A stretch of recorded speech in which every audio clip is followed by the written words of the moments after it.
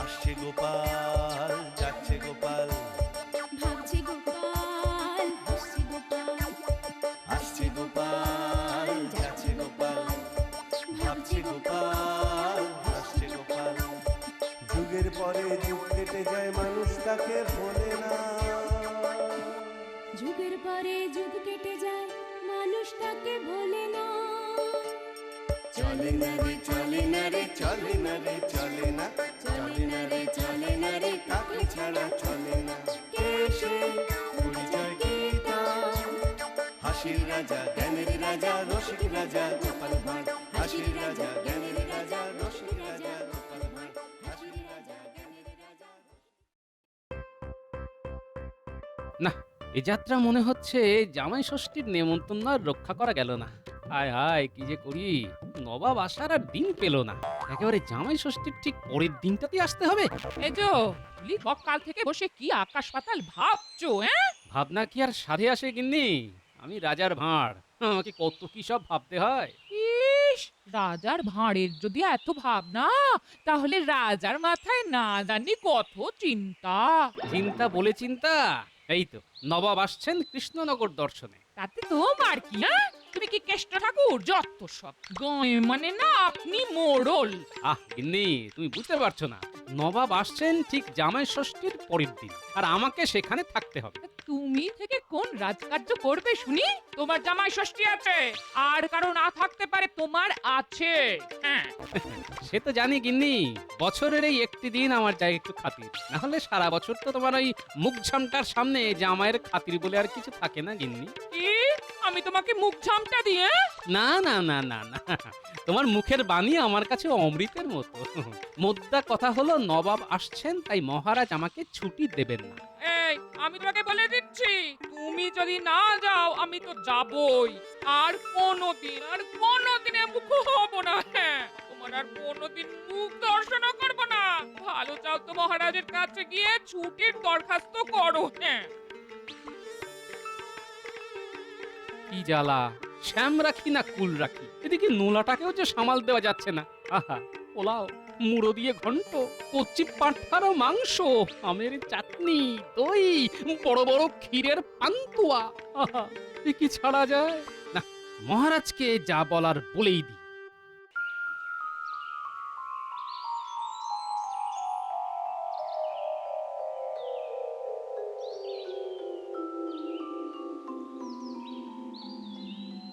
হুম, তোমরা সবাই জানো নিশ্চয়ই নবাব আসছেন পরশুর ঠিক পরের দিন। বুঝলে মন্ত্রী, আমাদের ব্যবস্থাপনায় যেন কোনো ত্রুটি না থাকে। মহারাজ, নবাবের আপ্যায়নের জন্য আমি ইতিমধ্যেই আপনার নির্দেশে নগরের সমস্ত জায়গা পরিষ্কার করার তদারকি করেছি। বেশ বেশ।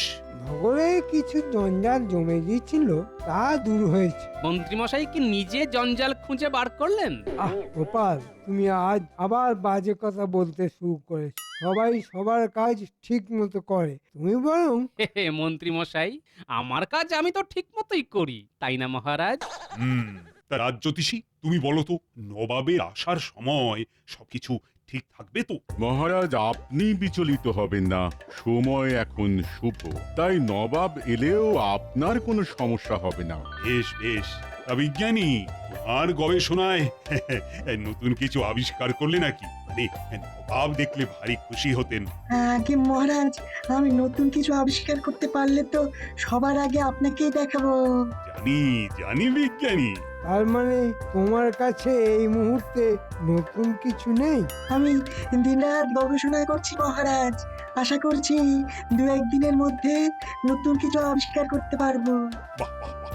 মহারাজ, আমরা নবাবের জন্য প্রস্তুত, আপনি চিন্তা করবেন না। আমি নিজে নবাবের অভ্যর্থনায় থাকছি। আমার একটি আর্জি আছে মহারাজ। বলো বলো শুনি। মহারাজ, আমার একটি অনুরোধ আছে সভাকবির জন্য। বেশ তো, শুনি তাহলে। জামাই ষষ্ঠী নিয়ে সভাকবি একটা কবিতা লিখুক বড়। জামাই ষষ্ঠী? ছি ছি গোপাল, আলোচনা হচ্ছে নবাবের আগমনের মতো একটা গুরুগম্ভীর বিষয় নিয়ে, আর তুমি সেখানে জামাই ষষ্ঠী নিয়ে ভাবছো? ভাবতে হচ্ছে মহারাজ, কারণ আমাকে জামাই ষষ্ঠীতে শ্বশুর বাড়ি যেতে হবে যে। পরশু তো জামাই ষষ্ঠী, আর তারপরের দিন নবাব আসছে গোপাল। হে, পণ্ডিত বিবাহ না করলে কি হবে, কবে জামাই ষষ্ঠী এটা ঠিক মনে রেখেছে। অসম্ভব গোপাল, নবাব আসবেন আর তুমি জামাই ষষ্ঠীতে শ্বশুর বাড়ি গিয়ে বসে থাকবে? না না না না, তা কি করে হয়? গোপালের দেখছি আসল উদ্দেশ্য ছুটি নেওয়া। কবিতার বাহানা করছো কেন গোপাল? হে মহারাজ, নাক তো নাকই, সামনে থেকে দেখলেও নাক, আবার ঘুরিয়ে দেখালেও নাক। মানে? আমার শ্বশুর বাড়ি একেবারে নাক বরাবর হাঁটতে হয়, কয়েক ক্রোশ পথ। আমি যাব, খাবো, চলে আসব, নবাবের আসার আগেই পৌঁছে যাব মহারাজ, আপনি একদম চিন্তা করবেন না। বুঝেছি বুঝেছি গোপাল, আমাকে চিন্তিত দেখে তুমি সরাসরি ছুটি চাও। এটা তোমার গুণ। ঠিক আছে, তোমার ছুটি আমি মঞ্জুর করলাম, তুমি যাও, কিন্তু নবাবের আসার আগেই তোমাকে এসে পড়তে হবে কিন্তু। মনে থাকে যেন কথাটা। বিলক্ষণ মহারাজ। তুমি আর এসে উঠতে পারবে না গোপাল, সে ব্যবস্থা আমি করব। আমি হয়ে উঠবো নবাবের কাছে প্রিয়, আর তুমি হবে চাকরি থেকে বরখাস্ত। হ্যাঁ, আহ আহ আহ আহ। মহারাজ অনুমতি দিলে একটি কবিতা আমি পড়তে পারি। হ্যাঁ হ্যাঁ, নিশ্চয়ই নিশ্চয়ই, পড় পড়। জামাই হয়ে চলল গোপাল ভুড়ি ভোজন করতে, গন্ডা গন্ডা মন্ডা খেয়ে পারবে না গোপাল নড়তে।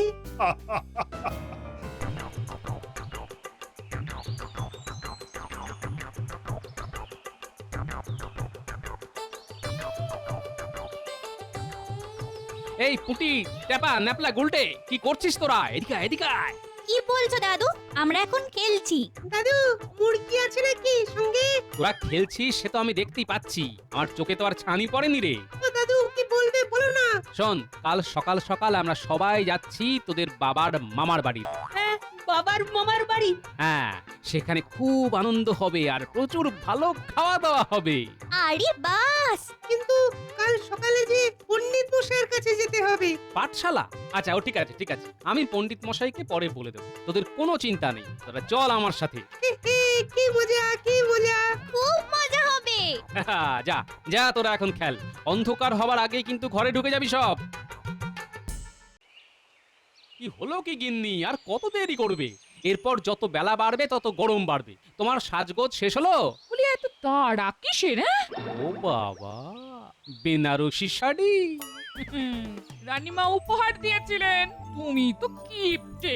তোমার আশায় থাকলে এ জীবনে বেনারসি আর পরা হতো না। হ্যাঁ, শখ কত। চলো চলো চলো, এখন আর দেরি করো না, চলো।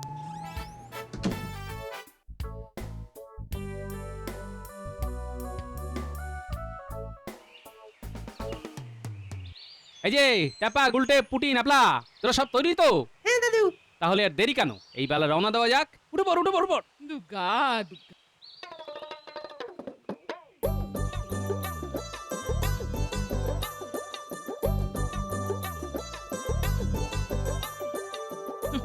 জামুটা হয়েছ, গাড়িখানা আবার না ভেঙে পড়ে। হ্যাঁ,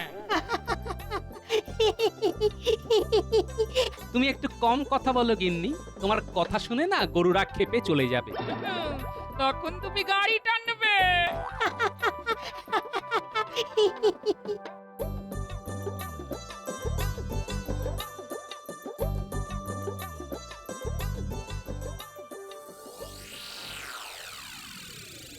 এই যে চারু, বল দেখি বিকেল বেলার সমাস কি হবে? পণ্ডিত মশাই, এখন তো সকালবেলা। চুপ, বেয়াদব! আমাকে ন্যাপলা বলেছে বিকেল বেলার সমাজ শুধু বিকেলেই বলতে হয়। হ্যাঁ, আসুক ন্যাপলা, দেখাচ্ছি মজা। কোথায় সব পুটি, টাপা, গুলটে, ন্যাপলা সব কই? সবাইকে নিয়ে গোপাল দাদু চলে গেছে পণ্ডিত মশাই। তাই বুঝি? যা, আজকের মতন পাঠশালা শেষ, আমাকে এখন রাজসভায় যেতে হবে।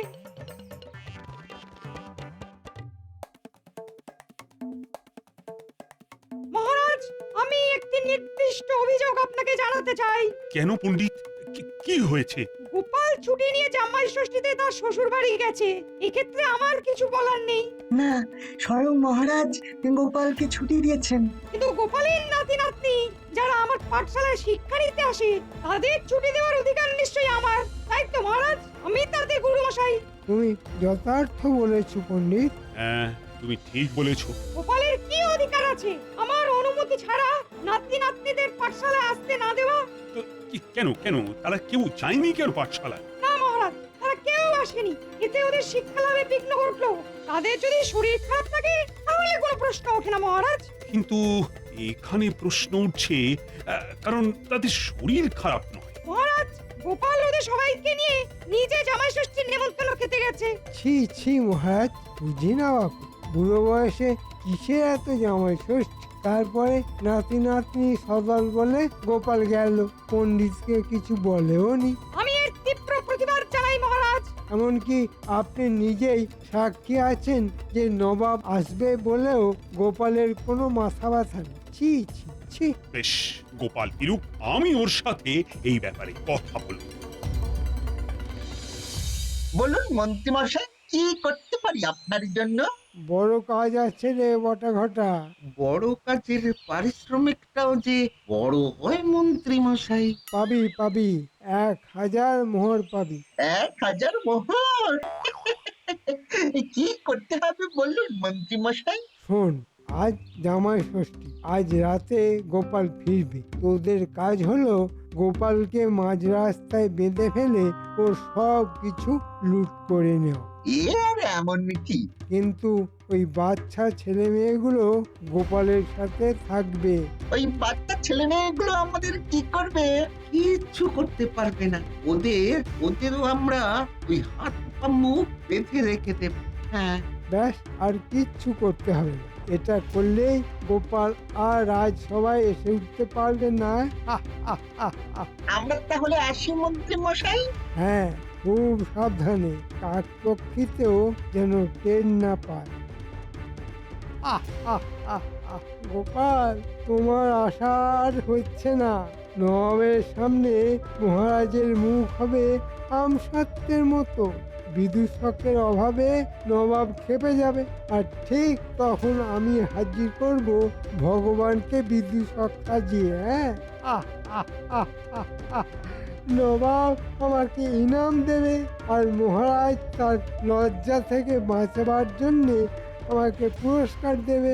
আমার পারিশ্রমিক আরো বেড়ে যাবে, আর গোপালের চাকরি যাবে। হ্যাঁ,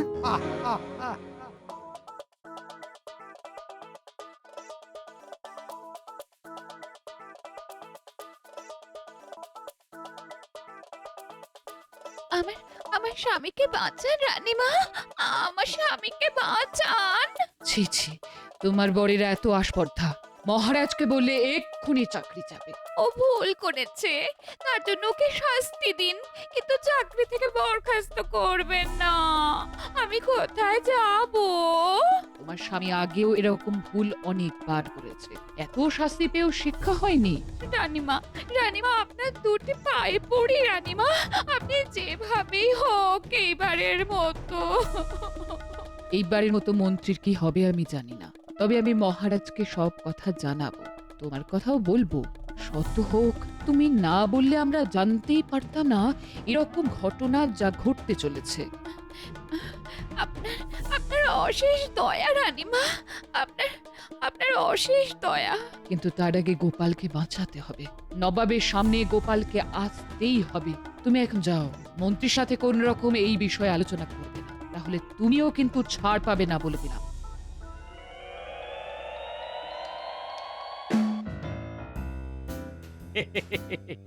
আবার এসব কেন কষ্ট করে? খেয়ে নিন জামাই বাবু, সামান্য কিছু আয়োজন। তাহলে শুরু করি। হ্যাঁ হ্যাঁ, নিশ্চয়ই নিশ্চয়ই। এ নাও বাবা, এ নাও।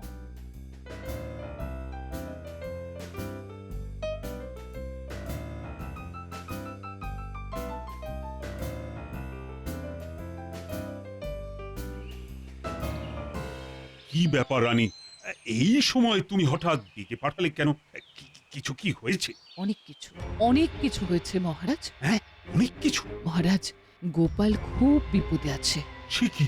আপনি যে কোনো উপায়ে গোপালকে বিপদ থেকে উদ্ধার করুন মহারাজ, কিন্তু আমি একজনকে কথা দিয়েছি। তুমি কথা দিয়েছো? কাকে? মানে গোপালের কিসের বিপদ? যে লোক গোপালের বিপদের কারণ তাকে খুব বেশি শাস্তি দেওয়া চলবে না। কে সে? আপনার মন্ত্রী।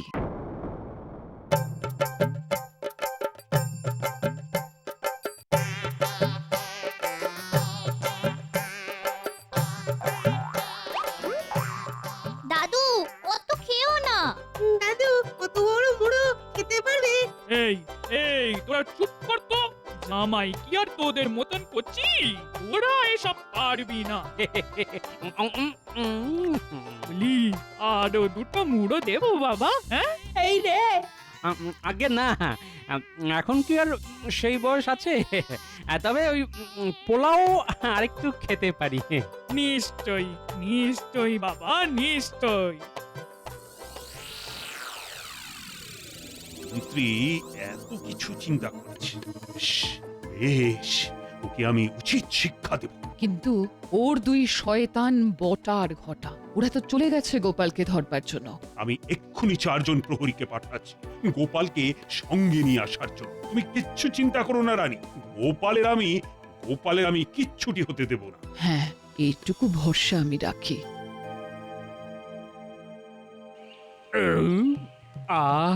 খাওয়াটা একটু বেশি পরিমাণে হয়ে গেছে।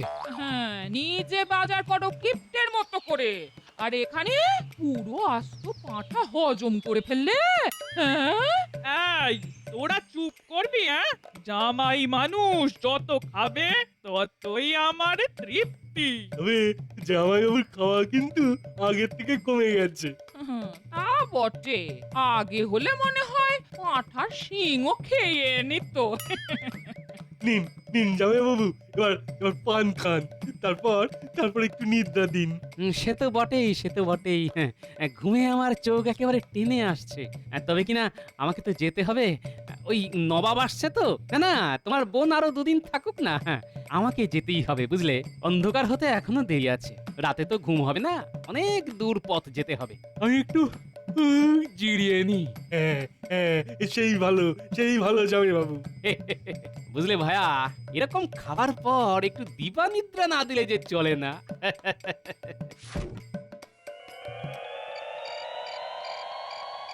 অনেক রাত হয়ে গেল, গোপাল ফিরলে তো এই পথ দিয়েই ফিরবে। এই পথ ছাড়া যে আর কোনো পথই নেই। তাহলে অপেক্ষা করা ছাড়া আর কোনো উপায় নেই। মন বলছে গোপাল এলো বলে। হ্যাঁ,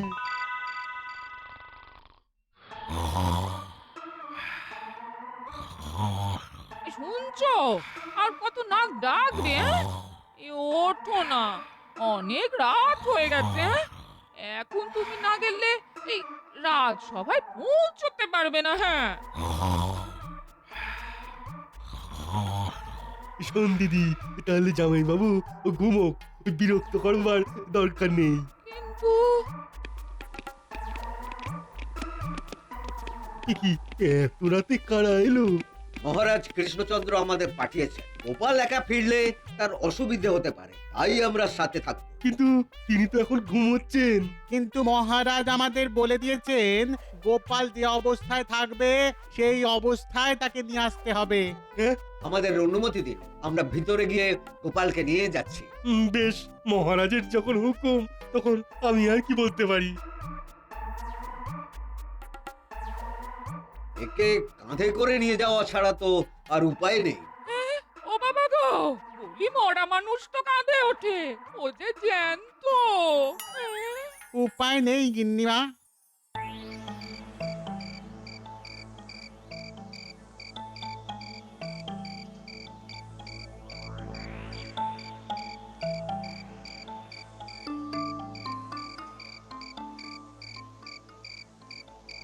আমি দেখছি 4 জন কাকে যেন কাঁধে নিয়ে আসছে।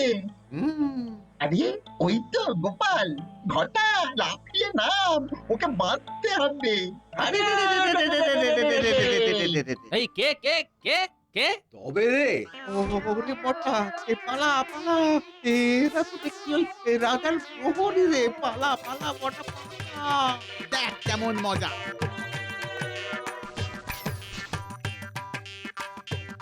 এবার চল রাজার কাছে, তোদের বিচার হবে। ওরে বাবা রে, আমাদেরকে ছেড়ে দাও। আমি কি স্বপ্ন দেখছি?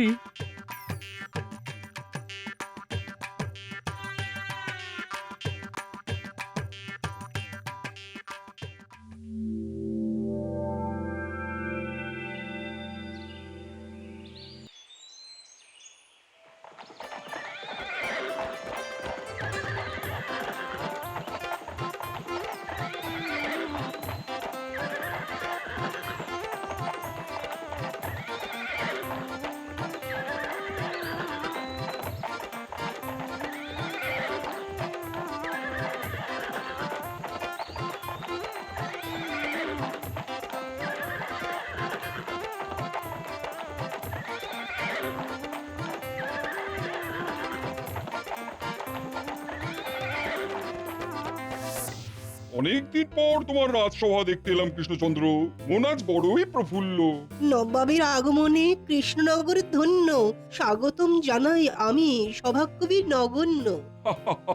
বেশ বেশ বেশ, আপনার জন্য আমার প্রাসাদের দক্ষিণ দিকের অতি মনোরম একটি শয়নস্থলের বন্দোবস্ত করেছি নবাব সাহেব। সে তো বুঝলাম, আমার খাতির যত্নে তুমি কোনো ত্রুটি করনি, কিন্তু গোপাল কোথায় তাকে যে দেখতে পাচ্ছি না। জামাই ষষ্ঠী খেতে গেছে নবাব সাহেব।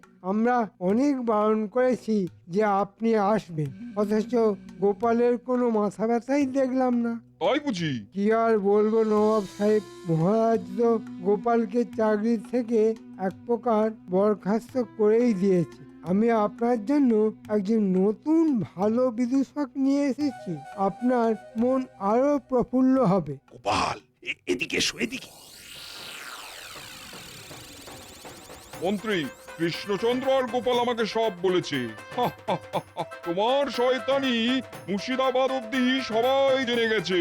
আমার মন্ত্রী হলে তোমাকে আজকেই গর্দান নিতাম, কিন্তু তুমি কৃষ্ণচন্দ্রের মন্ত্রী, কৃষ্ণচন্দ্রই তোমার বিচার করুক। মহারাজ, আমাকে ক্ষমা করে দিন, আমাকে ক্ষমা করে দিন। ছি মন্ত্রী, তুমি শেষে দুটো ছেঁচড়াকে দিয়ে গোপালকে জব্দ করতে পাঠালে। কি বুঝছো গোপাল? আসলে আমি কাল এত খেয়েছি যে এখনো তার ঘোর কাটেনি। মন্ত্রীকেও কিছু খাওয়ানো উচিত, তাই নয় কি মহারাজ? ওকে বরং হাঁড়ি হাঁড়ি ঘোল খাওয়ানো হোক। যথার্থ বলেছেন নবাব সাহেব, আপনার জুড়ি মেলা ভার। আর তুমি হলে সেই ভাঁড় যার জুড়ি মেলে না। হ্যাঁ